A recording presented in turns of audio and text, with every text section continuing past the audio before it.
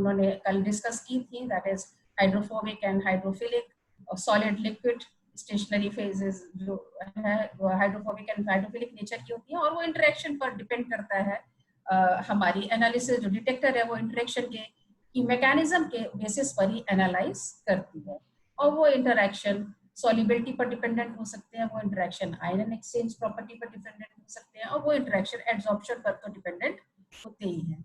तो ये quantity that is हम इसका कंसंट्रेशन भी डिटरमाइन कर सकते हैं, और इसकी इनको सेपरेट भी कर सकते हैं, डिफरेंट कंपोनेंट की प्रॉपर्टीज को भी डिफाइन कर सकते हैं। तो इससे फिजिकल कैरेक्टरिस्टिक इंपॉर्टेंट होती हैं, कंपाउंड की फिजिकल कैरेक्टरिस्टिक पता होनी चाहिए, उसके बेसिस पर हम उसको एनालाइज इफेक्टिवली कर सकते हैं। तो असीम, आज आपका स्वागत है इस सेकंड सेशन में, और आप इसको आपने जैसा कि कल कहा था, हम एप्लीकेशंस को लेकर आगे बढ़ेंगे और इसकी में गहराई तक जाएंगे। थैंक यू वेरी मच, और आप अपने सेशन के साथ आगे बढ़ेंगे। Thank you, ma'am. Good morning to IQAC coordinator, Dr. Arun sir, program coordinator, Professor Preeti ma'am, convener, Professor Tripti ma'am, and organizing committee, Dr. Nupur ma'am. And good afternoon to all my dear students. हम लोग last पहले screen share कर लेते हैं।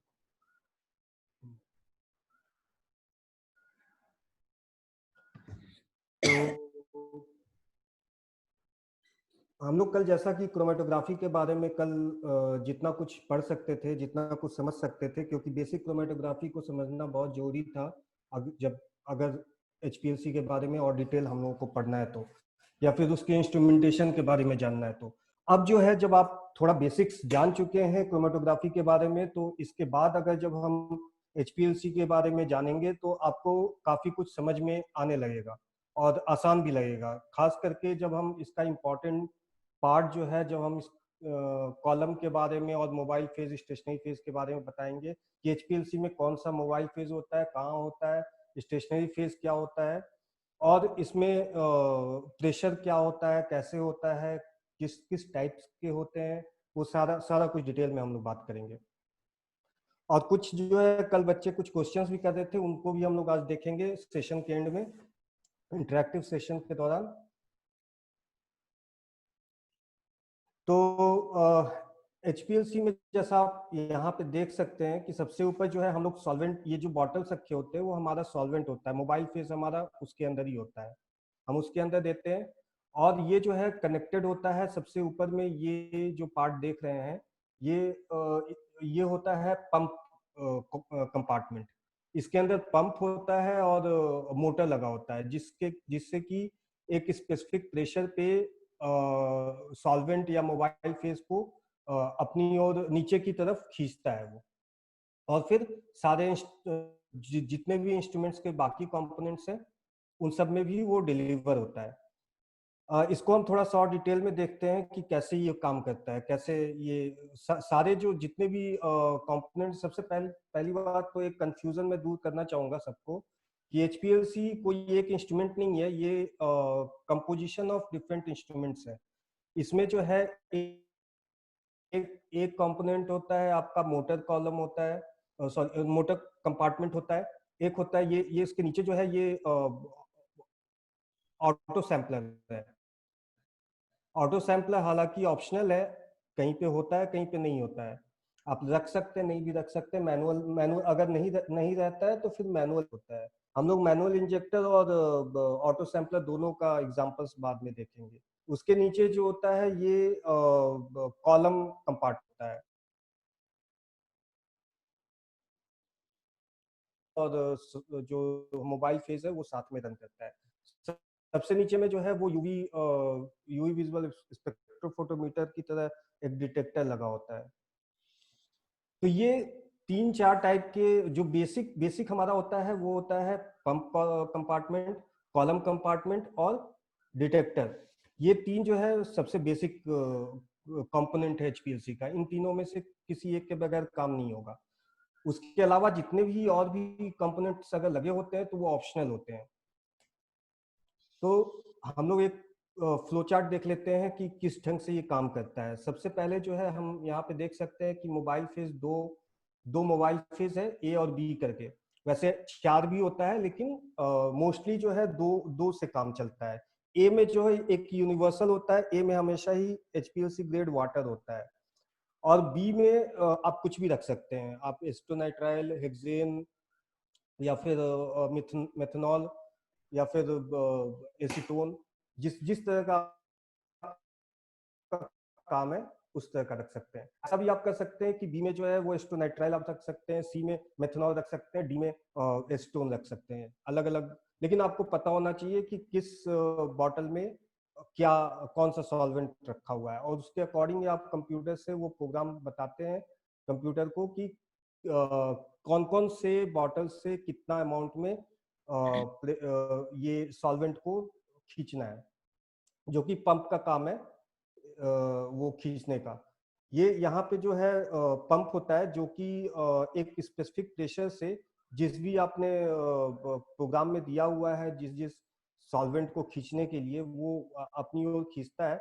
एक vacuum डिगैसर होता है, डिगैसर का काम होता है कि अगर किसी भी ढंग से बबल आ जाता है, ये सारा कुछ जो है ट्यूब से सारा कुछ जुड़ा होता है एक दूसरे से, और वो ट्यूब में अगर कहीं भी बबल आ जाता है तो वो आपके कॉलम में जाकर के फंस सकता है बाद में, या फिर कहीं पे भी वो प्रॉब्लम कर सकता है, आपके रिजल्ट्स में भी एरर आ सकता है। आपके कॉलम में फंस गया तो फिर निकालना भी दिक्कत होता है उसको, फिर कॉलम को चेंज करना पड़ता है। तो इस वजह से ये हमेशा ही एडवाइज्ड रहता है कि कोई भी बबल प्रोड्यूस ना हो पाए। इसलिए जब भी आप रन करते हैं तो सबसे पहले आप बॉटल्स में आप खुद देख सकते हैं कि इसके अंदर में कोई बबल फॉर्म तो नहीं हो रहा है। अगर बबल फॉर्म हो रहा है तो आप उसको थोड़ा हिला करके या फिर थोड़ा मिक्सिंग करके उसको हटा देना होता है। और ट्यूब्स के अंदर में भी एक बार नेकेड आई से देख करके कि कि अगर किसी ढंग का फॉर्म हो रहा है या फिर बबल फॉर्म हो रहा है तो उसको हटाना होता है। लेकिन अगर अगर नहीं भी करते हैं तो हमारे सिस्टम में वैक्यूम डिगैसर लगा होता है, वो अपने आप उस तरह के बबल्स को हटा देता है। यहाँ पे मोबाइल फेस मिक्सिंग है। अगर आप दो या तीन सॉल्वेंट अलग अलग, 2 या 3 सॉल्वेंट को एक साथ में अगर ले रहे हैं तो यहाँ पे मिक्सिंग मिक्सिंग जो मिक्सिंग करने का ये होता है, ये मिक्स करता है सारे सॉल्वेंट्स को एक साथ में, और फिर पंप में जाता है। पंप के थ्रू में फिर इंजेक्टर जो होता है, यहाँ पर हमारा जो हमारा सैंपल इंजेक्ट होता है, या तो मैनुअल इंजेक्शन होगा या फिर ऑटो सैंपलर से आएगा, और फिर दोनों सॉल्वेंट के साथ में सैंपल और सॉल्वेंट साथ में फिर रन करेंगे और कॉलम कंपार्टमेंट में आएंगे। कॉलम के थ्रू में जब सॉल्वेंट जो है वो आपका निकल करके वेस्ट में चला जाता है, और जो हमारा कंपाउंड है जिसको कि डिटेक्ट करना है, वो कॉलम के थ्रू धीरे धीरे निकल करके और डिटेक्टर में डिटेक्ट होता है, और फिर हम कंप्यूटर में उसको देख सकते हैं। इसको ये जो जो पार्ट्स हैं हमारे, जो मोस्ट इंपॉर्टेंट HPLC के पार्ट्स होते हैं, वो होता है एक solvent delivery system, mobile phase, pump होता है, इंजेक्टर होता है, कॉलम होता है, डिटेक्टर होता है, रिकॉर्डर होता है। तो यहाँ पे आप देख सकते हैं नीचे में सॉल्वेंट है, कहीं ऊपर में भी, यहाँ सिर्फ दिखाने के लिए नीचे में रखा हुआ है, लेकिन वो एक्चुअली ऊपर में सबसे ऊपर रखते हैं सॉल्वेंट को। पंप जो है वो अपनी ओर खींचता है स्पेसिफिक फ्लो रेट में। फ्लो रेट आप कंप्यूटर से देते हैं, और कंप्यूटर से जो आप प्रोग्राम में देते हैं कि क्या फ्लो रेट होना चाहिए, उसके अकॉर्डिंग पंप जो है अपना एडजस्ट करता है और प्रेशर को, और उसके अकॉर्डिंग ही जो आपका फ्लो रेट है उसके अकॉर्डिंग ही वो सॉल्वेंट को अपनी ओर खींचता है। और फिर मिक्सर में आता है। मिक्सिंग यहाँ पे होता है, जो दो या दो से ज्यादा सॉल्वेंट्स को अगर एक साथ ला रहे हैं तो, और मिक्सिंग होने के बाद फिर इंजेक्टर में जाता है। यहाँ पे मैनुअल इंजेक्टर का एक एग्जांपल दिया हुआ है। मैनुअल इंजेक्शन देते हैं, ये नॉब होता है, नॉब को हम लोग क्लोज करते हैं। नॉब क्लोज करने के बाद जो हमारा यहाँ पे इंजेक्शन करते हैं, यहाँ पे जब पहुंचता है सैंपल, तो वो फिर अपने आप घूम करके सॉल्वेंट के रनिंग फेज में चला जाता है, जहाँ सॉल्वेंट रन हो रहा होता है, और फिर इसके साथ में लूप के थ्रू होते हुए फिर कॉलम में आता है, और कॉलम में आकर के सेपरेट होते हैं सारे, जो जो जो भी मैंने कल क्रोमेटोग्राफी का जो सेपरेशन टेक्निक और जिस जिस ढंग से बताया है उसी ढंग से करना है, उसी ढंग से ही ये होगा। और फिर डिटेक्टर में जाकर के उसका एब्जॉर्बेंस होता है, और फिर एब्जॉर्बेंस होने के बाद फिर हम लोग कंप्यूटर में उसको देख सकते हैं कि क्या उसका एब्जॉर्बेंस होता है, एब्जॉर्बेंस आ रहा है। यहाँ पे फ्रैक्शन कलेक्टर भी दिखा रहा है। फ्रैक्शन कलेक्टर का काम होता है प्यूरिफाई करने का। अगर हम लोग स्पेसिफिक कमांड देंगे कंप्यूटर से, तो कोई भी जो स्पेसिफिक हमारा कंपाउंड है जो सैंपल के अंदर है या सॉल्यूशन के अंदर, उसको ये प्यूरिफाई होकर के और एक्सट्रैक्ट हो जाता है यहाँ पर।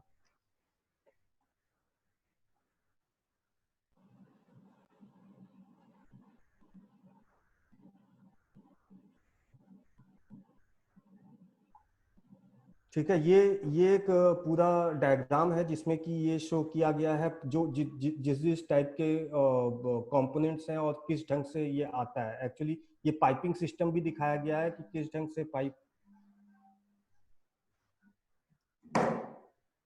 किस ढंग से ये जो ट्यूब्स हैं एक दूसरे से कनेक्टेड होते हैं। और क्या कुछ प्रॉब्लम हो रहा है क्या आसिफ? मोबाइल साइलेंट कर दो, उसका लगता है कोई टेक्स्ट आ रहा है, कर दो, रेस्पॉन्स कर दो।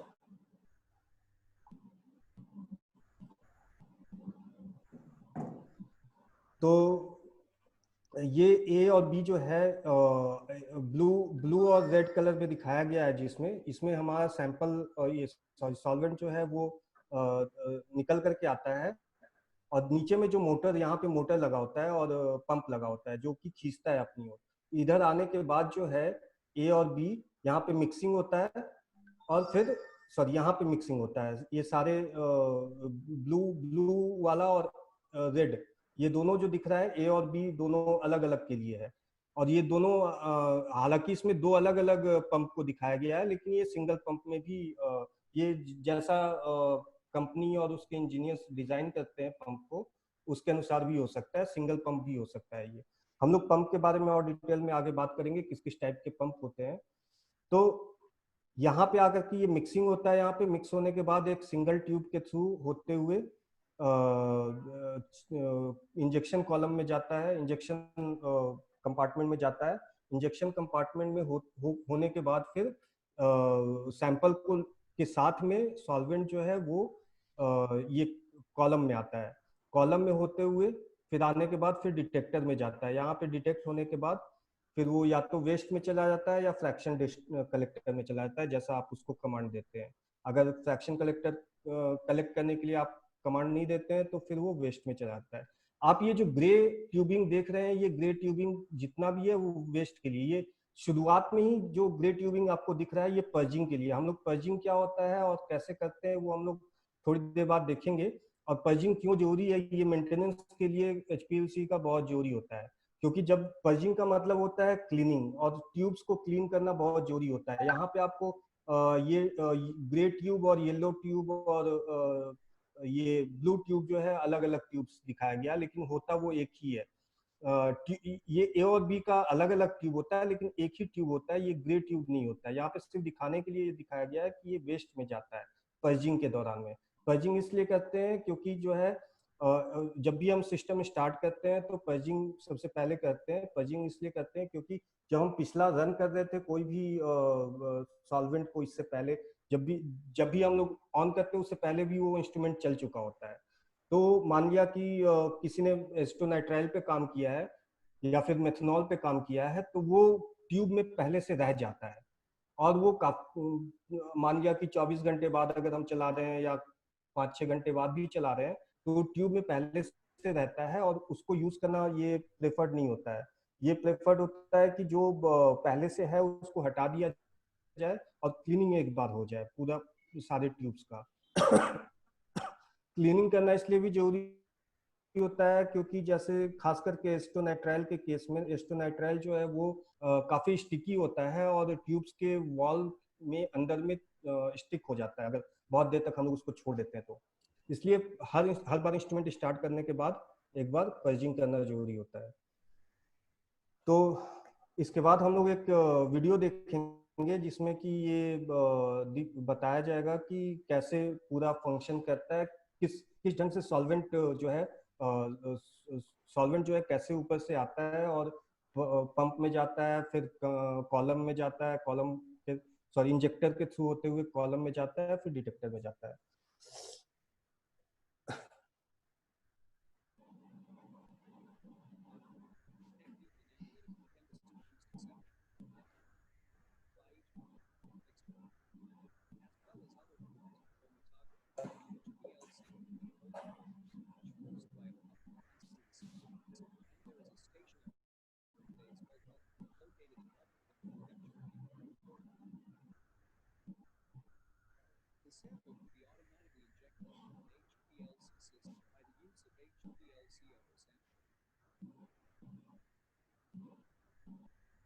क्या हो गया असीम?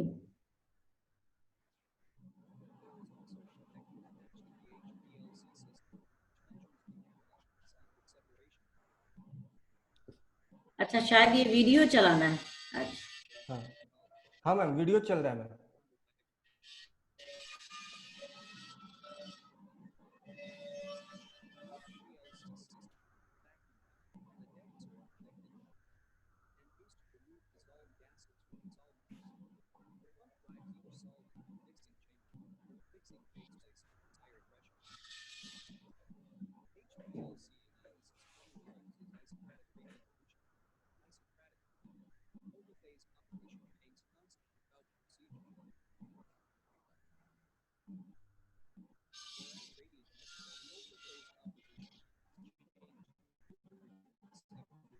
इस वीडियो में कुछ आवाज भी है क्या? वो नहीं आ रही है। आवाज नहीं आ रहा है क्या? नहीं। अच्छा, तो मैं फिर से चलाता हूँ और इसको मैं एक्सप्लेन करता चल रहा हूँ, हाँ, एक्सप्लेन करो। क्योंकि हमको तो आ रहा है इसमें आवाज। नहीं नहीं, तृप्ति आवाज आ रही है? ऑडियो नहीं है। नहीं नहीं, तुम या तो एक्सप्लेन करो या फिर उसका आवाज आना चाहिए। ठीक है। अब आई।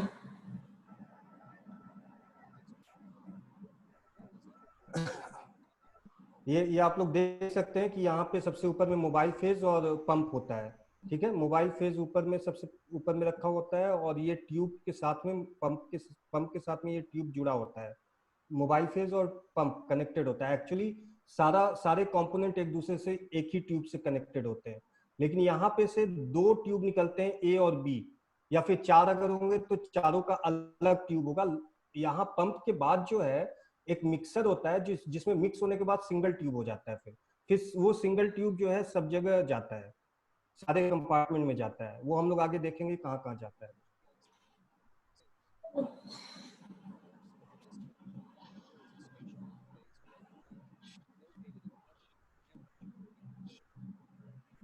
तो ये कॉलम होता है, ये ओवन होता है। ओवन हम लोग कहते हैं कॉलम कंपार्टमेंट को, जो कि पूरा एक बॉक्स की तरह होता है, उसके अंदर में कॉलम रखा होता है। ओवन इसलिए कहते हैं क्योंकि यहाँ पे टेम्परेचर मेंटेन करना बहुत जरूरी होता है, क्योंकि अगर टेम्परेचर मेंटेन नहीं करेंगे और हमारा सैंपल्स का जितने भी सैंपल्स के अंदर में हमारे कंपाउंड्स हैं, या स्पेशली जो हमारा डिजायर्ड कंपाउंड है, उसका एक स्पेसिफिक टेम्परेचर होता है। वो टेम्परेचर मेंटेन करना जरूरी होता है ताकि जो है वो डिग्रेड न करे या डिनेचर न करे। ठीक है, तो ये कॉलम के थ्रू जब पास हो रहा होता है तो ये कॉलम को एक स्पेसिफिक टेम्परेचर हम लोगों को प्रोवाइड करना होता है। पहले ही कंप्यूटर में हम लोग सेट करते हैं कि कॉलम का क्या या कॉलम कंपार्टमेंट या फिर कह ले ओवन का क्या टेम्परेचर होगा। वो टेम्परेचर स्पेसिफिक सेट हो जाएगा, फिर ये कॉलम जो है उसके थ्रू में हमारा सैंपल के साथ में सॉल्वेंट आता है।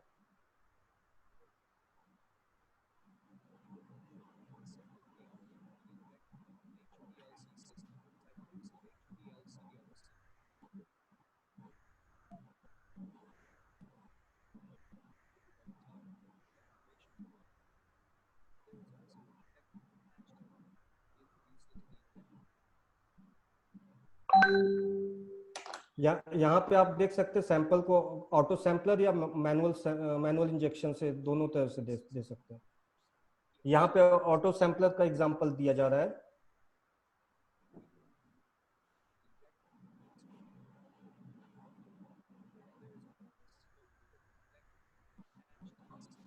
ये डिटेक्टर है, यहाँ पर कॉलम के थ्रू होते हुए फिर ये डिटेक्टर के पास में जाता है। यहाँ पे डिटेक्टर में वो डिटेक्ट होता है जो भी हमारे कंपाउंड्स होंगे। वो अगर यूवी डिटेक्टर है तो हम लोगों को स्पेसिफिक उसका वेवलेंथ देना होता है उस कंपाउंड का।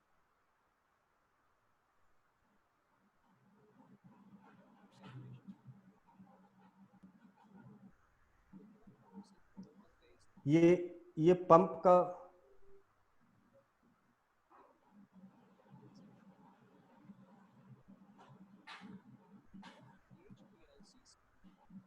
पंप का एग्जांपल दिया हुआ है कि कैसे इंजेक्टर में यहाँ से सॉल्वेंट आता है पंप के थ्रू होते हुए, फिर मिक्सर में आता है, मिक्सर से मिक्स होकर के फिर यहाँ पे मैनुअल इंजेक्टर का एग्जांपल है, यहाँ से मैनुअली इंजेक्ट करते हैं और फिर सैंपल सॉल्वेंट के साथ सैंपल होते हुए साथ में कॉलम के थ्रू पास होता है और फिर डिटेक्टर में जा करके वो डिटेक्ट होता है। कंप्यूटर पे हम लोग देख सकते हैं उसका क्या एब्जॉर्प्शन है और उसके बाद वो बाकी जो है वेस्ट में चला जाता है।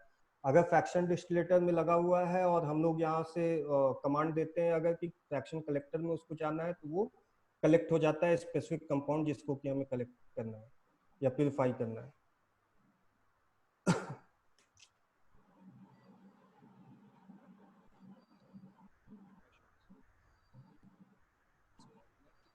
यहाँ पे जो है ये पंप के थ्रू जो है कैसे दिखाया जा रहा है कि हमारा जो मोबाइल फेज है वो कैसे पंप से कनेक्टेड होता है। ये पंप जो है एक तरह से हाइड्रोलिक पंप की तरह काम करता है और ये ऊपर जब जाता है टू एंड फ्रो मोशन में काम करता है। जब ये ऊपर जाता है तो ये सॉल्वेंट से खींचता है सॉल्वेंट मोबाइल फेज से और जब यहाँ पे आता है तो फिर यहाँ ये फिर नीचे आता है और इसको पुश करता है नीचे की तरफ और यहाँ पे मिक्सर लगा होता है और मिक्सिंग में आकर के मिक्स होता है। दोनों दोनों तरफ वही होता है, दोनों अलग अलग। हालांकि ये दो अलग अलग तरीके से दिखाया हुआ है, दो अलग अलग पंप दिखाया हुआ है, लेकिन होता ये एक ही है।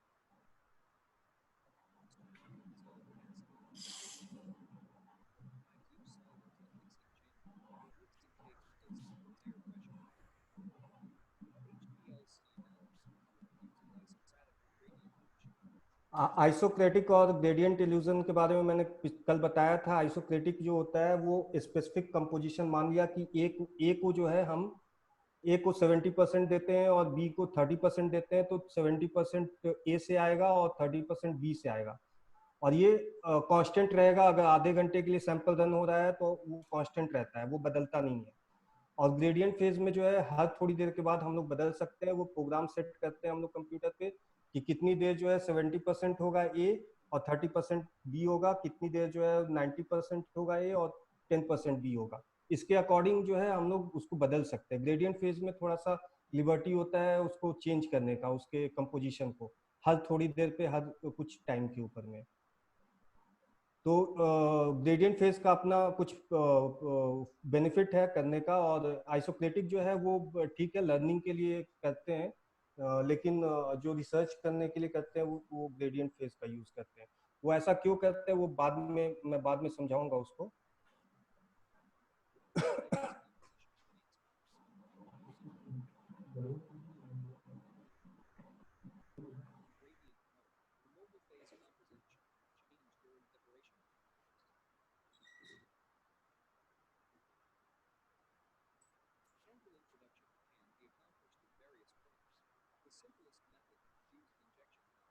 तो ऑटो सैम्पलर से भी हम लोग कर सकते हैं इंजेक्शन और मैनुअल इंजेक्शन भी कर सकते हैं। जो सिंपलर तरीका है मैनुअल इंजेक्शन का वो हम लोग एक इंजेक्शन की या सिरिंज की तरह यूज करते हैं जो कि इंजेक्ट करते हैं।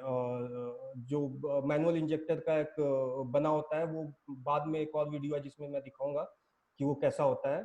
और इंजेक्ट करने के बाद हम लोग जब नॉब क्लोज करते हैं तो नॉब यहाँ पे सैंपल आ जाता है और यहाँ पे आने के बाद जो है वो हम लोग नॉब जब क्लोज करते हैं तो फिर ये घूम करके और इस साइड में आ जाता है, जिससे कि वो जहाँ पे फ्लो चल रहा होता है उसके साथ में जो सॉल्वेंट का फ्लो चल रहा होता है उसके साथ जाके मिल जाता है। क्योंकि जो इंजेक्शन होता है हमेशा 20 माइक्रोलीटर ही हो सकता है। अगर आप 40 या 100 माइक्रोलीटर भी अगर डालते हैं तो बाकी का 80 माइक्रोलीटर वेस्ट में चला जाएगा, सिर्फ 20 माइक्रोलीटर ही सॉल्वेंट के साथ में जाएगा। 20 माइक्रोलीटर स्टैंडर्ड है और 20 माइक्रोलीटर से ज्यादा नहीं जाता है कभी भी। आप यहाँ पे देख सकते हैं कि पंप से और कॉलम तक जो है वो हमारा सॉल्वेंट मोबाइल फेज जा रहा है इस साइड में, ठीक है, और हम लोग इंजेक्शन यहाँ पे कर रहे हैं। लेकिन अगर हम लोग यहाँ से करते हैं तो जो एक्स्ट्रा 20 माइक्रोलीटर से ज्यादा जो होता है वो वेस्ट में चला जाता है इस साइड में नीचे, इधर से घूमते हुए सैंपल लूप से होते हुए वो वेस्ट में चला जाता है। और जब हम लोग नॉब क्लोज करते हैं, लेकिन 20 माइक्रोलीटर इस ट्यूब के अंदर में रह जाता है। जब हम लोग नॉब क्लोज करते हैं तो ये ट्यूब जो है घूम करके इसके साथ मिल जाता है। आप अभी देखिएगा कैसे वो होता है।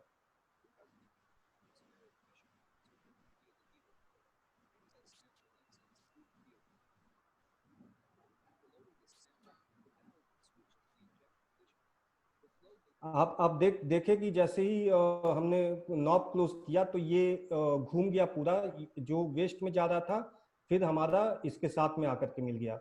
ये जो पंप के साथ में जो सैंपल आ रहा था इसके साथ होते हुए फिर सैंपल लूप के थ्रू होते हुए फिर यहाँ से मिलते हुए कॉलम में चला गया।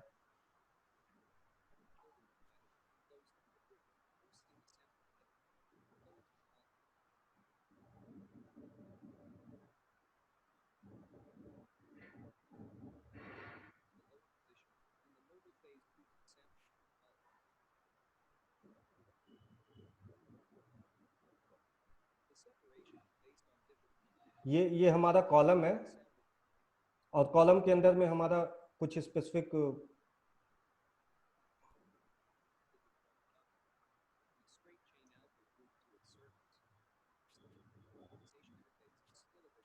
ये स्टेशनरी फेज जो है कॉमनली जो यूज होता है हमारा सिलिका होता है, जो कि ट्यूब के अंदर, एक ट्यूब जो होता है उसके अंदर में पैक्ड होता है और उस पैकिंग के थ्रू जो है वो सॉल्वेंट और हमारा सैंपल पास होता है। ये आप देख सकते हैं कैसे बीड्स की तरह ये पैक्ड होते हैं अंदर में।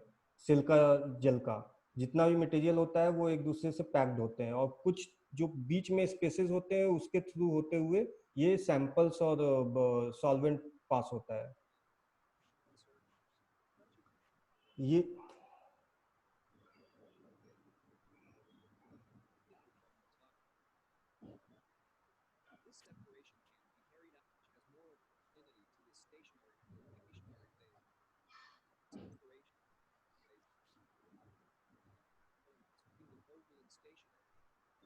तो यहाँ पे जो है यहाँ से पास होता है मोबाइल फेज और सैंपल फेज।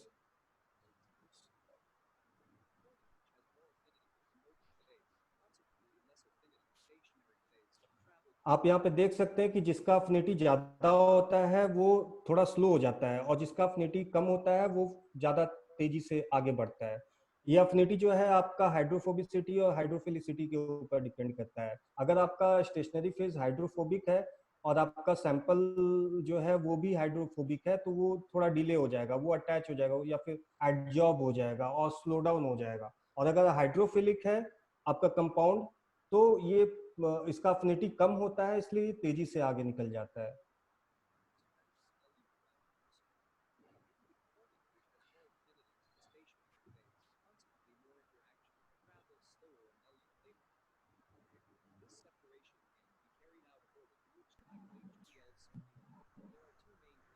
यहाँ कल मैंने जैसे बताया था रिवर्स फेज और नॉर्मल फेज। तो रिवर्स फेज में जो है हाइड्रोफोबिक कॉलम होता है और नॉर्मल फेज में हाइड्रोफिलिक कॉलम होता है। सिर्फ बेसिक डिफरेंस यही है कि कॉलम दोनों का अलग होता है। तो जब हमारा हाइड्रोफोबिक ये कॉलम होगा तो हम लोग पोलर पोलर सॉल्वेंट यूज करते हैं।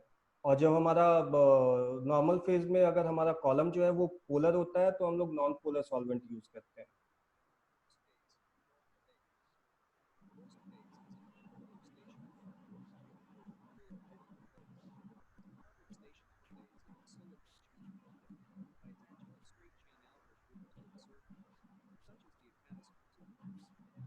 तो सिल्का जेल जो होता है वो उसके उसके आउटर साइड में ये जो बीड्स है उसके ऊपर सिल्का और अल्काइल ग्रुप का चेन जो है वो अटैच्ड होता है। इसको C18 और C8 कॉमनली यूज्ड हमारा कॉलम होता है, जो कि ज्यादा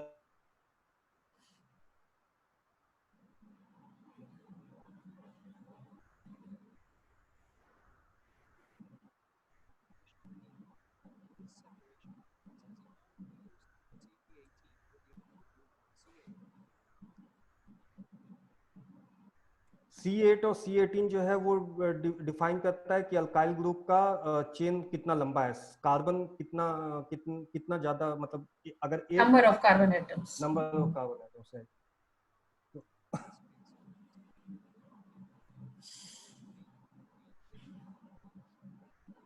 तो जितना जितना ज्यादा हाइड्रोफोबिक आपका एनालाइट होगा या सैंपल का कंपाउंड होगा, वो उतना ही स्लो डाउन चलेगा वो, और जो जितना ज्यादा हाइड्रोफिलिक होगा वो ज्यादा तेज चलता है। फास्टर।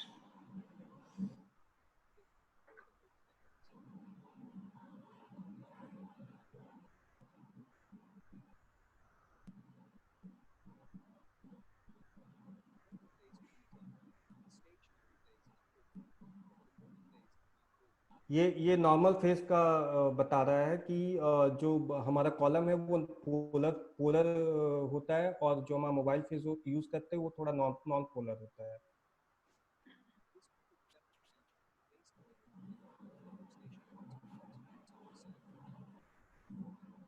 तो आप ये देख सकते हैं कि सिर्फ सिलिका का जो बीड्स के आउटर सरफेस पे सिलिका का चेन होता है, पर अल्काइल ग्रुप नहीं होता है। अगर अल्काइल ग्रुप डालते हैं तो फिर वो हाइड्रोफोबिक बन जाता है, लेकिन इसमें अल्काइल ग्रुप नहीं है, सिलिका और ऑक्सीजन है, तो इससे जो है वो हाइड्रोफिलिक हाइड्रोफिलिक अपनी हाइड्रोफिलिक पोलैरिटी ज्यादा रहता है।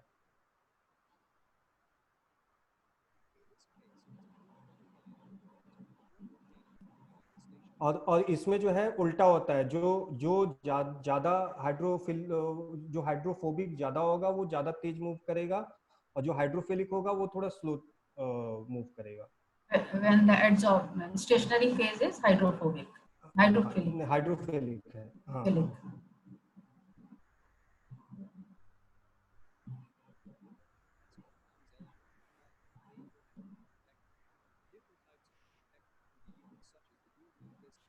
ये यहाँ पे जो है डिटेक्टर के बारे में बताया गया है।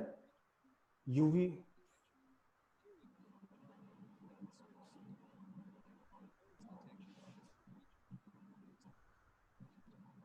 तो टंगस्टन लैंप यूज करते हैं विजिबल के लिए, और ड्यूटेरियम यूज करते हैं यूवी के लिए।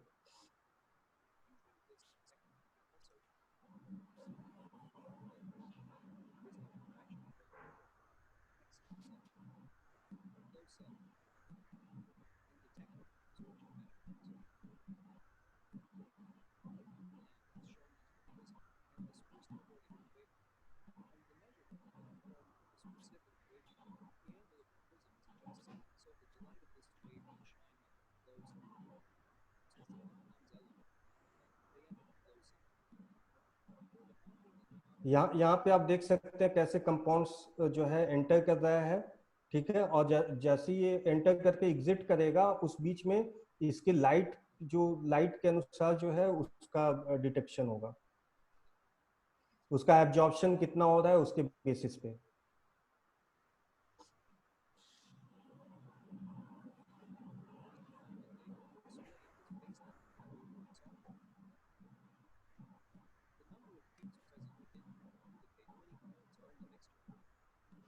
यहाँ ये इस कंप्यूटर पे आप जो पीक्स देख रहे हैं, वो पीक जो है जैसा एब्जॉर्प्शन होता है, जो अभी डिटेक्टर में जैसे डिटेक्ट किया गया और जैसा एब्जॉर्प्शन आया, उसके बेसिस पे ये ग्राफ या पीक्स दिखता है।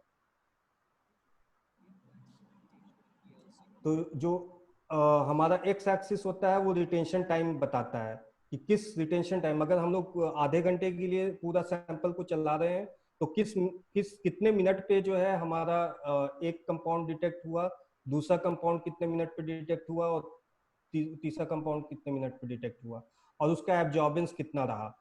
ठीक है, उस एब्जॉर्बेंस के अनुसार ही, और हमारा रिटेंशन टाइम बहुत इंपॉर्टेंट होता है जानना, क्योंकि अगर रिटेंशन टाइम हमको पता चल जाता है तो हमें पता होता है कि कौन सा कंपाउंड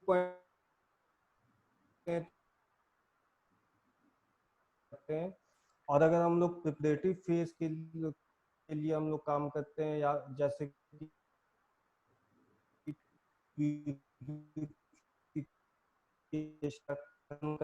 तो हम लोग 5 माइक्रो का बीट साइज लेते हैं। हम लोग ये कॉलम का बीट्स वगैरह के बारे में हम लोग आगे अभी देखें। तो पंप का काम सबसे इम्पोर्टेंट ये होता है कि वो फोर्स करता है लिक्विड को मोबाइल फेज से खींच करके और प्रेशर दे करके वो आप जिस तरह का फ्लो रेट देते हैं उसके अकॉर्डिंग वो अपने आप को एडजस्ट करता है और फिर वो उस प्रेशर पे लिक्विड को या सॉल्वेंट को आगे भेजता है। जो नॉर्मली जो होता है वो 1 मिलीलीटर पर मिनट का फ्लो रेट हम लोग देते हैं, लेकिन 0.5 मिलीलीटर पर मिनट का भी फ्लो रेट हो सकता है। उसके अलावा जो है 2 मिलीलीटर पर मिनट का फ्लो रेट देंगे, उसके अनुसार पंप जो है अपने आप को एडजस्ट करता है और चेंज करके उसका मोटर का स्पीड जो है वो चेंज करके और प्रेशर को मेंटेन करता है और फ्लो रेट भी उसके साथ साथ मेंटेन हो जाता है। हम लोग जब पंप के बारे में अभी देखेंगे थोड़ी देर बाद तो वो समझ जाएंगे कि कैसे वो अपने आप को मेंटेन करता है, कैसे अपने आप को अपनी स्पीड को एडजस्ट करता है जब भी आप फ्लो रेट चेंज करते हैं। तो नॉर्मल फ्लो रेट जो है 1 to 2 मिलीलीटर पर मिनट है, पर ऐसा ये मतलब कि स्टैंडर्ड है, लेकिन आप 0.5 भी दे सकते हैं, 0.8 भी दे सकते हैं, जैसा आपका रिसर्च का स्टडी है जैसा उसके अनुसार आप उसको देख कर सकते हैं। कई बार जो है आपको कर करके देखना होता है बार बार कि किस पे ज़्यादा अच्छा रिजल्ट आता है। उसके अलावा जो है टिपिकल पंप का जो है प्रेशर 6000 से 9000 पीसीआई जो मैक्सिमम रीच कर सकता है। तो 9000 मैक्सिमम होता है 600 बार तक। जो हमारे यहाँ भी लगा हुआ है वो 620 बार तक मैक्सिमम जाता है। During the chromatography experiment pump can deliver a constant mobile phase composition, चाहे आइसोक्लेटिक हो चाहे ग्रेडियंट हो, जैसा आप देते हैं उसके अकॉर्डिंग वो डिलीवर करता है उस प्रेशर पे और उस कंपोजिशन का सॉल्वेंट्स को। अच्छा, हम लोग थोड़ा पंप के बारे में जानेंगे क्योंकि पंप बहुत ही इंपॉर्टेंट होता है और पंप जो है जितना अच्छा रहता है, क्योंकि कई बार पंप खराब हो जाता है, बड़ा महंगा भी आता है, दोबारा फिर बहुत मुश्किल से मिलता है। और दूसरी बात कि पंप के ही बेसिस पे सारा फ्लो रेट चलता है उसका, और फ्लो रेट का आप मेंटेन कर सकते हैं उसका। तो 3 टाइप का आपका एचपीएलसी पंप यूज होता है, reciprocating piston pump, syringe pump, pneumatic pressure pump. तो जो ज़्यादातर मतलब 99% टाइम्स जो है वो रेसिप्रोकेटिंग पिस्टन पंप ही यूज़ होता है। सिरिंज पंप और न्यूमेटिक पंप बहुत ही स्पेसिफिक चीज़ों के लिए यूज़ किया जाता है। तो हम लोग देखेंगे कि सिरिंज पंप कैसा होता है, न्यूमेटिक प्रेशर पंप क्या होता है और कैसे काम करता है, रेसिप्रोकेटिंग कैसे काम करता है। रेसिप्रोकेटिंग जो है ज़्यादातर ये हाइड्रोलिक चैम्बर बना होता है, एक पिस्टन से जुड़ा होता है। पिस्टन जो है वो टू एंड फ्रो मूव करता है और वो एक्चुअली पिस्टन जो है वो एक मोटर से अटैच्ड होता है। मोटर जिस तरह से रन करता है उसको बैक एंड फोर्थ पिस्टन को मूव करता है और फिर वो हाइड्रोलिक चैम्बर जो जो होता है वो खींचता है अपनी ओर। अगर पीछे की तरफ आता है तो वो सॉल्वेंट को अपनी ओर खींचता है। फिर प्रेशर जब आगे बढ़ता है, जब पिस्टन को आगे बढ़ना होता है तो फिर वो सॉल्वेंट को आगे बढ़ाता है। हम लोग थोड़ी देर बाद नेक्स्ट स्लाइड में देखते हैं कि ये काम कैसे करता है। हम थोड़ा लोग चलना होगा तुमको, 15 मिनट में वाइंड अप करना होगा। हाँ, तो हम लोग जो है फ्लोरेट जब भी हम लोग चेंज करते हैं तो पंप जो है मोटर जो है मोटर एक्चुअली अपना स्पीड एडजस्ट करता है उसके अनुसार और उसके अनुसार जो है फ्लोरेट भी चेंज होता है। यहाँ पे हम लोग देख सकते हैं कि यहाँ ये जो है एक मोटर से जुड़ा हुआ है। मोटर इस तरह से क्लॉकवाइज मूव करता है और पिस्टन ये जो ग्रीन कलर में जो है piston back and fourth move करता है। और यहाँ आगे ऊपर और नीचे जो देख रहे हैं ये 2 इनलेट, एक ये इनलेट है और ये आउटलेट है। इनलेट जो है वो आपका सॉल्वेंट जो है उस जो आपका मोबाइल फेज है उसके साथ जुड़ा होता है जहां से वो खींचता है। ठीक है, ये सिंगल हेड है। लेफ्ट हैंड साइड ऊपर में जो है ये सिंगल हेड है और ये डबल हेड है। दो दो पंप लगा हुआ है और मोटर हालांकि एक ही होता है। यहाँ पे आप देख सकते हैं कि कैसे काम करता है। जैसे रोटर मूव करता है, ये piston back and fourth move करता है। नीचे की तरफ वो नीचे से वो सॉल्वेंट को खींचता है। जो ग्रीन कलर में आ रहा है सॉल्वेंट को खींच रहा है, और पिंक कलर में सॉल्वेंट आउटलेट से जा रहा है। ये सफायर बॉल्स होता है। सफायर बॉल्स मतलब कि जब ये बैक जाता है ना, तो ये सॉल्वेंट को पीछे नहीं जाने देता है। जब खींचता है तो फिर ऊपर से आने नहीं देता है। आप यहाँ पे देख सकते हैं कैसे ये ब्लॉक करता है। जब ये प्रेशर, जब पिस्टन आगे बढ़ता है, तो ये सफायर बॉल जो है ब्लॉक करता है नीचे आने के लिए, लेकिन ऊपर जाने के लिए ये सफायर बॉल ऊपर वाला वो मूव थोड़ा हो जाता है, जिसके कारण ऊपर जाता है। ये इस तरह से इसको कहते हैं चेक वेल्व। चेक वेल्व मतलब कि एक साइड ही वो जाता है, मतलब वन वे होता है। ये दूसरे दूसरे साइड से वो नहीं जा पाता है। ये सफायर बॉल, सफायर रिंग जो है उसके कारण ये ऐसा होता है। राइट हैंड साइड बॉटम में आप देख सकते हैं कि ये किस तरह से उसका मतलब ये एक सेक्शन काट करके दिखाया गया है कि किस ढंग का होता है। नीचे से इनलेट होता है, ऊपर से आउटलेट होता है। ये सफायर रिंग लगा हुआ है, ये पिस्टन है और हाइड्रोलिक चैम्बर है यहाँ पर, जिससे कि ये पिस्टन आगे पीछे मूव होता है। और ये पिस्टन जो होता है ये एक मोटर से अटैच्ड होता है। सिरिंज पंप जो होता है वो सिरिंज की तरह होता है, सिरिंज की तरह ही दिखता भी है, और सिर्फ सिंगल होता है। इसमें एक ही जो है वो सील होता है यहाँ पर, और ये पिस्टन की तरह होता है जो कि मोटर से कनेक्टेड होता है।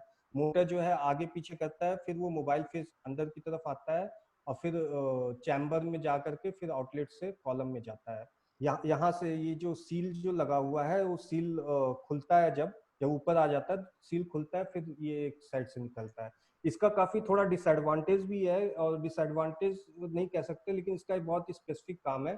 सिर्फ और सिर्फ बहुत छोटा कॉलम जो होता है, बहुत स्मॉल साइज का कॉलम होता है, सिर्फ उसके लिए ही हम लोग यूज करते हैं, क्योंकि ये सिर्फ बहुत बहुत ही स्मॉल फ्लो रेट में ही ये ले सकता है। थोड़ा सा भी ज्यादा फ्लो रेट होगा तो ये सस्टेन नहीं कर पाएगा। न्यूमेटिक पंप जो होता है वो कांस्टेंट प्रेशर देता है, कांस्टेंट प्रेशर भी देता है, कांस्टेंट फ्लो रेट भी देता है। इसमें क्या होता है कि यहाँ से एयर हम लोग पास करते हैं एक स्पेसिफिक प्रेशर पे ऊपर में, जिससे कि ये जो आपका पिस्टन की तरह पिंक कलर का जो है ये पिस्टन की तरह काम करता है, और ये स्पेसिफिक प्रेशर के कारण नीचे दबता है। नीचे दबता है तो ये नीचे का जो एयर है वो बाहर निकलता है, और यहाँ पे जो है एक इस ढंग का प्रेशर क्रिएट होता है, जिससे कि यहाँ से राइट हैंड साइड से सॉल्वेंट आता है और लेफ्ट हैंड साइड से निकलता है, और ये प्रेशर ही यहाँ पे मेंटेन होता है। इसमें डिसएडवांटेज ये होता है कि हम लोग सिर्फ कांस्टेंट प्रेशर पे ही काम कर सकते हैं। इसको चेंज अगर करना चाहेंगे प्रेशर को तो नहीं, वो फिर मुश्किल होगा, नहीं होता है। इसमें ये थोड़ा सा ड्रॉबैक है, इस वजह से इसको ज़्यादा यूज़ नहीं किया जाता है। इंजेक्टर जो होता है, जैसा कि मैंने बताया कि ये इंजेक्टर दो तरीके से हम लोग इंजेक्ट करते हैं। एक ऑटो इंजेक्टर होता है, एक मैनुअल इंजेक्टर होता है। तो इसमें जैसा कि मैंने पहले ही बताया कि 20 microlitre is the maximum volume of the sample which anyone can inject.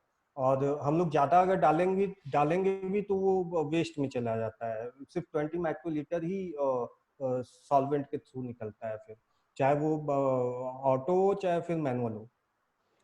हम लोग यहाँ पे देख सकते हैं ये मैनुअल का सबसे ऊपर में एग्जांपल दिया हुआ है कि मैनुअली कैसे हम लोग इंजेक्ट करते हैं। ये आप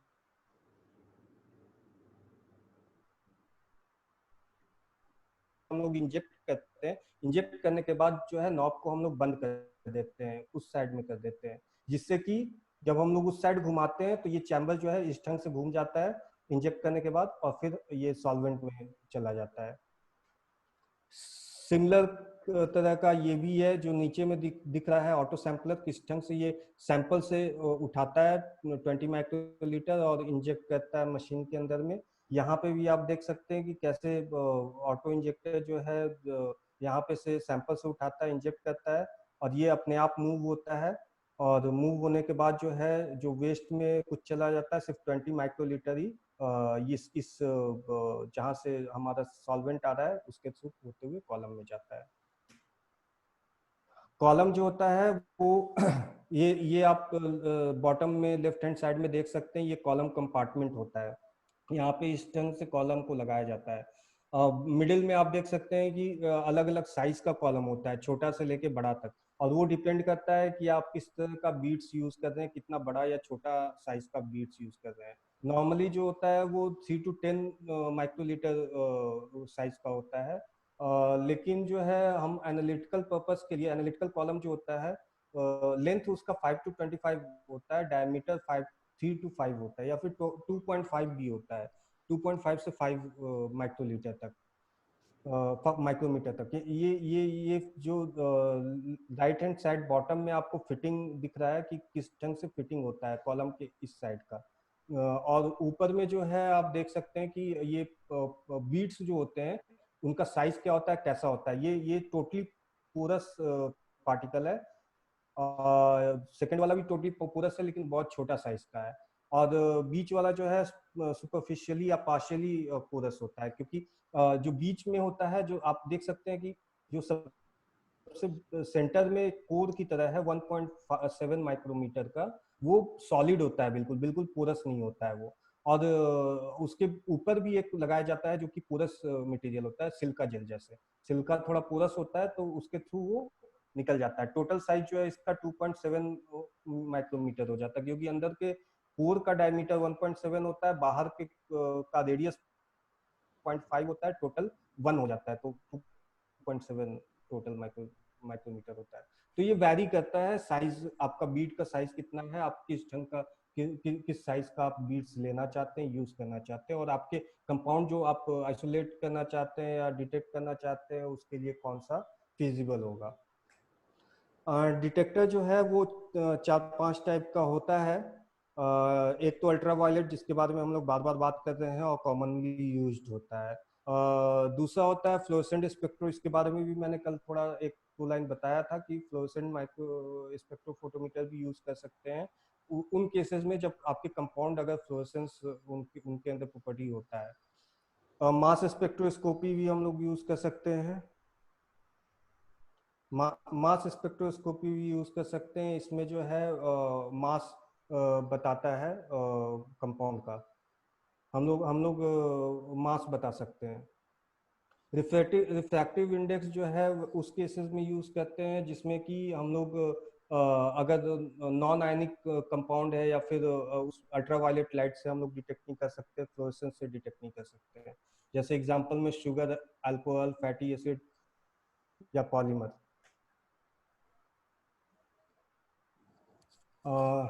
उसके बाद डेटा प्रोसेसिंग जो है, हम बोल दीजिए नीचे आते हैं। तो डेटा प्रोसेसिंग यूनिट कंप्यूटर्स के थ्रू हम लोग वो डेटा कलेक्ट करते हैं। उसका जैसा मैंने दिखाया था कि कैसे ग्राफ आता है, और उसके बाद हम लोग क्वालिटेटिव क्वांटिटेटिव एनालिसिस कर सकते हैं। ऑपरेशन उसका होता है, सबसे पहले हम लोग इंस्ट्रूमेंट को स्विच ऑन करते हैं, फिर सिस्टम को चेक करते हैं, सारा कनेक्टिविटी उसका चेक करते हैं, डिटेक्टर, कॉलम, पंप सबको कनेक्ट करते हैं कंप्यूटर से। उसके बाद हम लोग पर्जिंग करते हैं। पर्जिंग में हम लोग सील को ओपन करते हैं। हम लोग अभी थोड़ी देर बाद देखेंगे कि सील को कैसे ओपन किया जाता है और क्यों ओपन किया जाता है। सील को ओपन करना इसलिए जरूरी होता है कि क्योंकि फिर पंप के थ्रू होकर के वो कॉलम में नहीं जाता है, वो सिर्फ और सिर्फ ट्यूबिंग्स के थ्रू ही होकर के और वेस्ट में चला जाता है सील खोल देने के बाद। और सील जब बंद कर देंगे तो फिर वापस हम लोग पंप के थ्रू काम करेंगे। तो पर्जिंग करते हैं हम लोग किसी भी फॉर्म में कर सकते हैं। हम लोग 80% मिथनॉल या एस्टोनाइट्राइल यूज कर सकते हैं, प्लस 20% वाटर यूज कर सकते हैं। उसके बाद टेम्परेचर कॉलम का जो है वो हम लोग 25 से 30 डिग्री सेंटीग्रेड, कभी कभी 20 डिग्री सेंटीग्रेड भी रखते हैं। 20 से 30 स्टैंडर्ड होता है जो हम लोग यूज करते हैं। और यूवी लैम्प को हम लोग ऑन कर लेते हैं। यूवी लैम्प ऑन करने के बाद हम लोग कंप्यूटर से ही प्रोग्राम, एक मेथड प्रोग्राम करते हैं जिसके अंदर कि हम लोग फ्लो रेट देते हैं, क्या फ्लो रेट होगा हमारा, ओवन का टेम्परेचर कितना होगा, वेवलेंथ कितना होगा, और आइसोक्रेटिक होगा या ग्रेडियंट होगा। अगर आइसोक्रेटिक होगा तो हम लोग एक स्पेसिफिक कंपोजिशन में ही throughout the run time हम लोग उसको यूज करते हैं। और ग्रेडियंट में हम लोग वेरिएबल कॉन्सेंट्रेशन ऑफ सॉल्वेंट्स लेंगे जो कि वेरिएबल टाइम के लिए होगा, वो पूरे पूरे ड्यूरेशन में वो चेंज होता रहता है। उसके बाद सैंपल्स का नेमिंग करते हैं, जो जो सैंपल्स, क्या क्या सैंपल्स आप ले रहे हैं या स्टैंडर्ड ले रहे हैं तो उसको उसका नेमिंग करते हैं। नेमिंग करने के बाद जो है हम लोग सैंपल को या स्टैंडर्ड को रन करते हैं। उसके बाद क्रोमेटोग्राफ को ऑब्जर्व करते हैं, अगर कोई चेंजेस या कुछ ऐसा आ रहा है जो कि नहीं आना चाहिए तो उसको हम लोग करेक्ट करने का कोशिश करते हैं या देखते हैं कि क्यों ऐसा आ रहा है। अगर सब कुछ सही आ रहा है तो आप डेटा को रिकॉर्ड करके और उसको सेव कर सकते हैं, एक्सेल फाइल में निकाल सकते हैं उसको। और फिर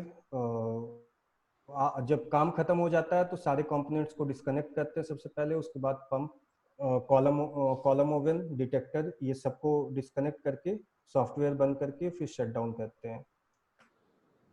ये हम लोगों के एन कॉलेज का HPLC है, जिसपे कि हम लोग इसमें आप देख सकते हैं कि सबसे ऊपर में सॉल्वेंट रखा हुआ है। फिर ये जो है वो पंप कंपार्टमेंट है, इसमें पंप होता है और पंप के थ्रू जो है नीचे में ये कॉलम ओवन है। हालांकि ये मैनुअल इंजेक्टर है, इसलिए ये देख सकते हैं मैं मैनुअली इंजेक्ट कर रहा हूँ।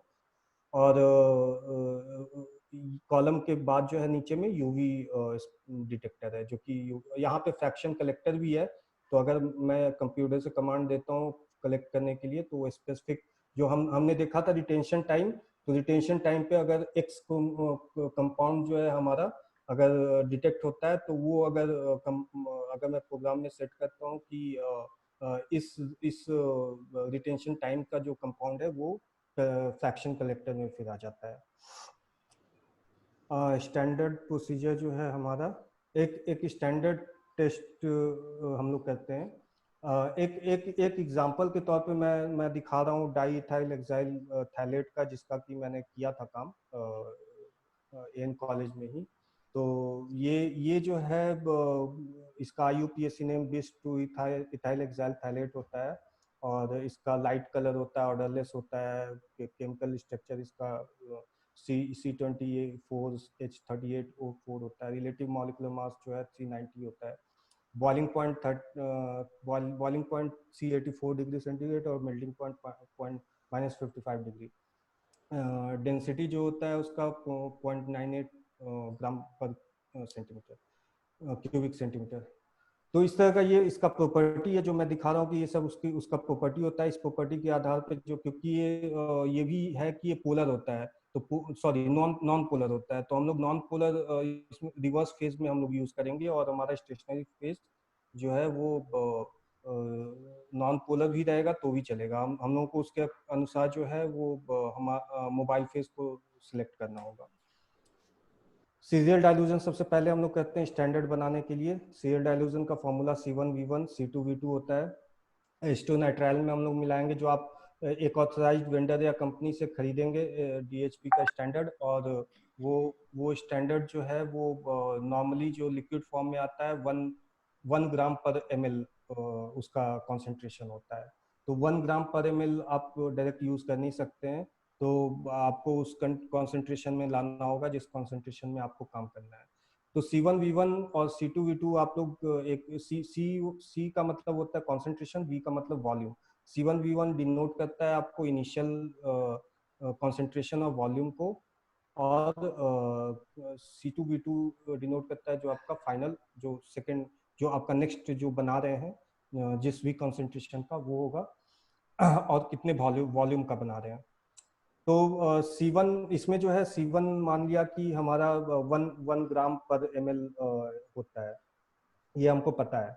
उसके बाद वॉल्यूम कितना होगा वो हमको नहीं पता है, क्योंकि कितना वॉल्यूम इससे निकालेंगे और इसमें ऐड करेंगे वो हमें नहीं पता है। और C2 जो है उसको इसलिए अभी खाली रहने देंगे। और C2 जो है वो हमारा कॉन्सेंट्रेशन कितना हमको बनाना है, मान लिया कि 0.1 mg पर ml बनाना है या फिर 100 mg पर ml, दोनों एक ही बात है।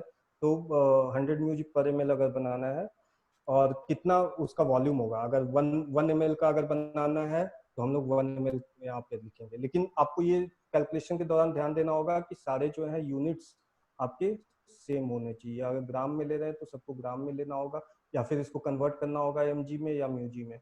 और फिर आपको उसके अकॉर्डिंग ही कैलकुलेशन करना होगा। ये सारे का कैलकुलेशन करके और उसके अकॉर्डिंग ही जो V1 जो आपका आता जाएगा हर बार, इस नेक्स्ट टाइम जब आप करेंगे तो ये आपका इनिशियल वॉल्यूम और इनिशियल कंसंट्रेशन हो जाएगा, और ये फाइनल वॉल्यूम फाइनल कंसंट्रेशन होगा। इसी तरह से आगे बढ़ाते बढ़ाते और 5-6 तरह का हम लोग अलग अलग कंसंट्रेशन का बनाते हैं स्टैंडर्ड्स। जब स्टैंडर्ड रन करेंगे तो इस तरह का कुछ पीक आएगा, DEHP का। मैंने 6 तरीके का किया था, तो यहाँ पे 6 तरीके का अलग अलग ये एब्जॉर्बेंस होता है।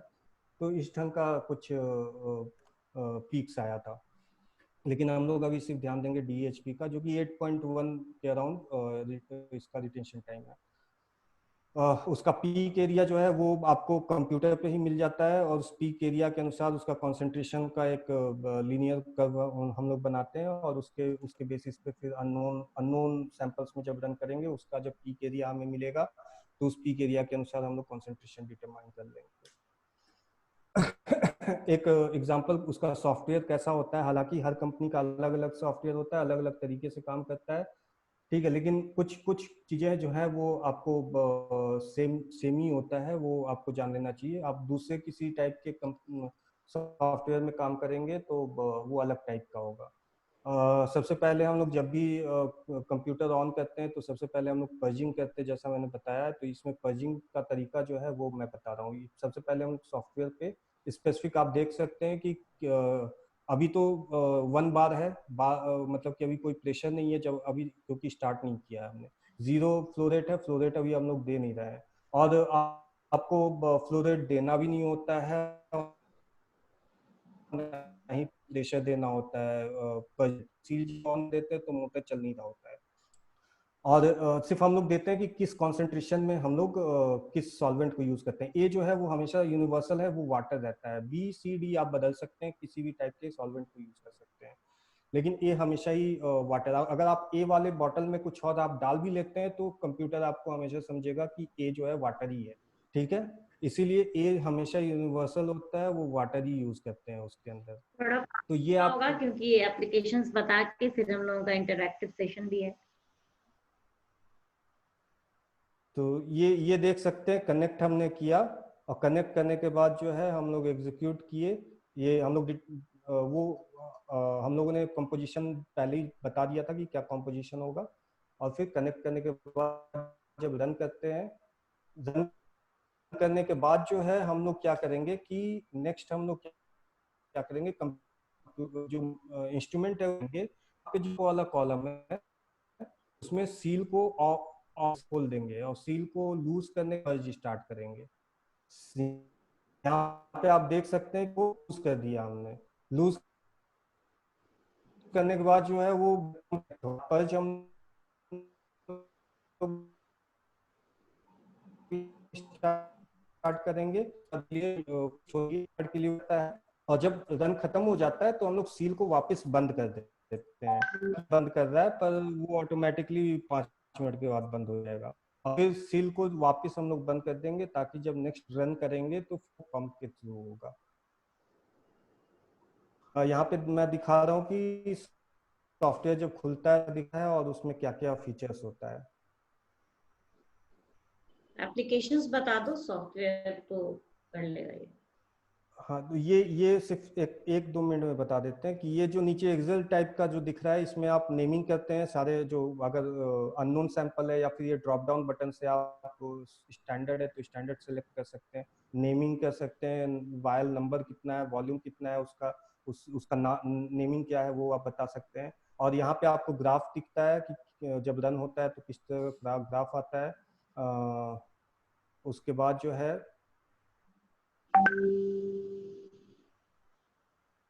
यहाँ पे जो है ये दिखाया जाएगा कि कैसे हम लोग इसमें मेथड राइट क्लिक करके और मेथड में गया, और फिर हालांकि अभी तो ये पंप यूवी को ऑन कर रहे हैं, तो यूवी ऑन करने में 2 मिनट लगता है, क्योंकि यूवी एडजस्ट करता है, 2 मिनट टाइम देता है ऑन होने में, इसलिए अभी यूवी को हम लोग ऑन किए।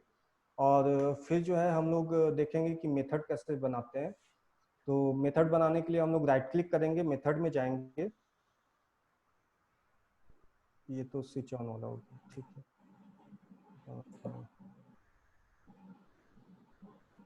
एप्लीकेशंस पे आ जाओ।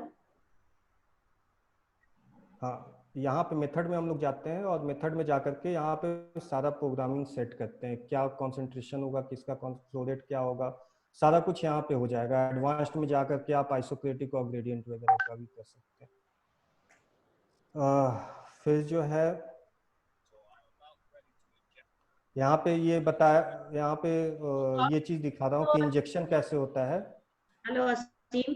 असीम एप्लीकेशंस पे पहुंच जाओ, ये पार्ट बाद इंटरैक्टिव सेशन लिए। हाँ, तो एप्लीकेशन एचपीएलसी का सबसे पहले तो फार्मास्यूटिकल में सबसे ज़्यादा यूज होता है। टैबलेट का डोसेज ये तय करने के लिए क्या उसका क्या होना चाहिए, डोजिंग, शेल्फ लाइफ कितना होता है वो डिटरमाइन करने के लिए हो सकता है। अगर उसी टाइप का दूसरा ड्रग अगर चल रहा है तो उसको भी आइडेंटिफाई किया जा सकता है। क्वालिटी कंट्रोल के लिए यूज किया जाता है। इन्वायरमेंटल में यूज किया जाता है। बहुत सारे ऐसे हजार्डस और टॉक्सिक कंपाउंड्स जो हैं वो आपको अगर ड्रिंकिंग वाटर में है या फूड में है, सेडिमेंट्स में है, ये सारी जगह पे काम है। इनफैक्ट बायो मॉनिटरिंग भी आप कर सकते हैं। हाई एल्टीट्यूड में कोई फिश के किसी भी लीवर या किसी में तो पीएच पॉल्यूशन अगर है तो पॉली एरोमेटिक हाइड्रोकार्बन कहते हैं पीएच को। एस्ट्रोजन वगैरह डिटरमाइन कर सकते हैं। किसी भी टाइप का टॉक्सिक कंपाउंड का डिटेक्शन हो सकता है इससे। फॉरेंसिक में यूज करते हैं, फॉरेंसिक में भी बहुत ज़्यादा यूज होता है, खास करके ड्रग अब्यूज या फिर स्पोर्ट्स वगैरह में यूज करते हैं। जो डोपिंग वगैरह चलता है उसमें भी बहुत ज़्यादा यूज होता है इसका। और भी कई सारे ब्लड, यूरिन, फीसिस में अगर जैसा मैंने बताया ड्रग अब्यूज का, उसका भी यूज कर साइकोथेरेप्यूटिक ड्रग यूज करते हैं, उसका भी ब्लड प्लाज्मा में है कि नहीं, क्या कॉन्सेंट्रेशन है, वो सब डिटरमाइन कर सकते हैं हम लोग। क्लिनिकल के लिए भी बहुत ज़्यादा यूज होता है। कुछ डीईटी, ये तो एक पेस्टिसाइड है। पेस्टिसाइड अगर ह्यूमन के यूरिन या ब्लड में है तो वो डिटेक्ट कर सकते हैं। एंटीबायोटिक अगर कोई ले रहा है, लीवर सिरोसिस में अगर कुछ खास करके कोई स्पेसिफिक कंपाउंड रिलीज होता है उसका डिटेक्शन कर सकते हैं। न्यूरोपेप्टाइड्स का डिटेक्शन कर सकते हैं। फूड क्वालिटी में भी यूज होता है। तो जैसे कि आपका शुगर एनालिसिस में फ्रूट जूस होता है, या फिर कोई सॉफ्ट ड्रिंक वगैरह यूज करे उसके अंदर अगर कुछ क्वालिटी, जैसे कि कल मैं आपको बता रहा था कैफीन अगर आपके ड्रिंक में है तो उसको आप डिटेक्ट कर सकते हैं। तो बहुत सारा इसका काम है। एडवांटेजेस ये होता है कि सेपरेशन बहुत फास्ट और एफिशिएंट होता है। कंटिन्यूअस मॉनिटरिंग हम लोग कर सकते हैं और बहुत सारे टाइप के कॉम्प्लेक्स मिक्सचर को भी सेपरेशन और एनालिसिस कर सकते हैं।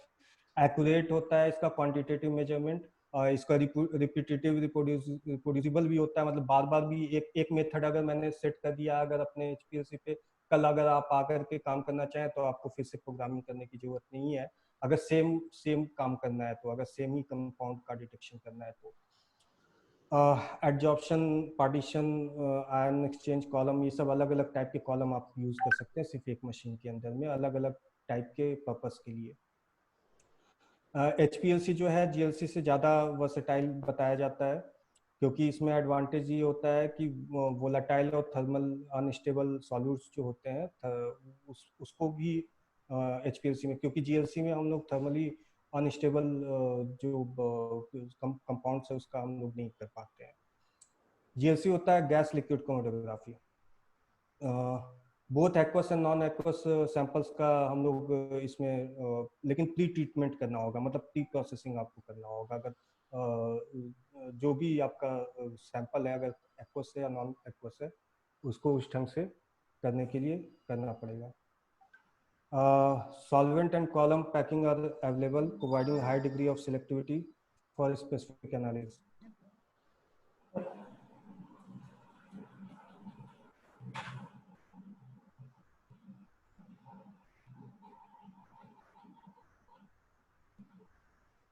तो हम लोग इंटरेक्शन सेशन स्टार्ट कर सकते हैं।